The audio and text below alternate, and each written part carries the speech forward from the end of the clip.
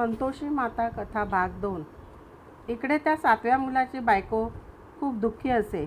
घरातील सर्व कामे ती करीत असे.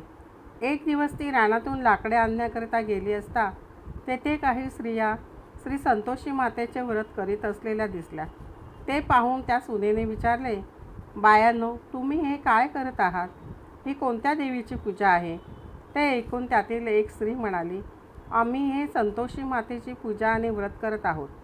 हे व्रत केल्याने दुःख दारिद्र्य नाहीसे होते, मनातील चिंता नष्ट होते, घर लक्ष्मीने भरून जाते, नवरा परदेशी गेला असेल तर लवकर घरी येतो, कुमारीला मनपसंत नवरा मिळतो, कोर्टात आपल्या बाजूने निकाल लागतो आणि रोग बरे होतात, पैसा आणि आयुरारोग्य मिळते, आवडत्या लोकांच्या भेटी होतात, सर्व प्रकारच्या इच्छा पूर्ण होतात. तेव्हा म्हातारीची 7वी सून विचारते, मग हे व्रत कसे करावे ते मला सांगा. तेव्हा त्या बाईने सांगितले, आपल्या ऐपतीप्रमाणे 1.25 रुपयांचे गूळ आणि हरभरे आणावेत. दर शुक्रवारी संतोषी मातेची मनोभावे पूजा आणि प्रार्थना करावी. त्या दिवशी उपवास करावा. गूळ व हरभरे प्रसाद वाटावा.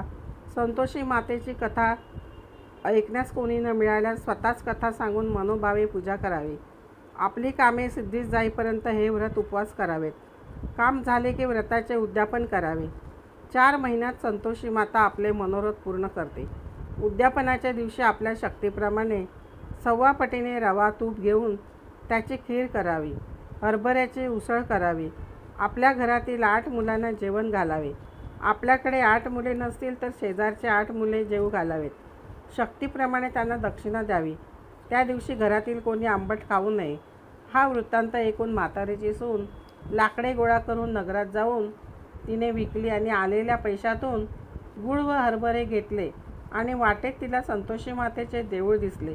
आत जाऊन देवीला नमस्कार केला व म्हणाली, माते, मी अबला आहे, अज्ञानी आहे, माझे दुःख दूर कर, मी तुला शरण आले आहे. याप्रमाणे तिने 4 शुक्रवार व्रत केले. संतोषी मातेला तिची दया आली. तिच्या पतीचे पत्र आले, पैसेही आले. तिला फार आनंद झाला. पण तिचे दीर आणि जावा चेष्टाच करीत होत्या. इकडे देवी तिच्या नवऱ्याच्या स्वप्नात जाऊन त्याला म्हणाली, तुला घरी जाऊन किती वर्ष झालीत? तुझ्या पत्नीची तुला आठवण येत नाही का? तिची अवस्था काय झाली आहे? विचार केलास काय? यापुढील कथा आपण नंतरच्या भागात पाहूया. धन्यवाद.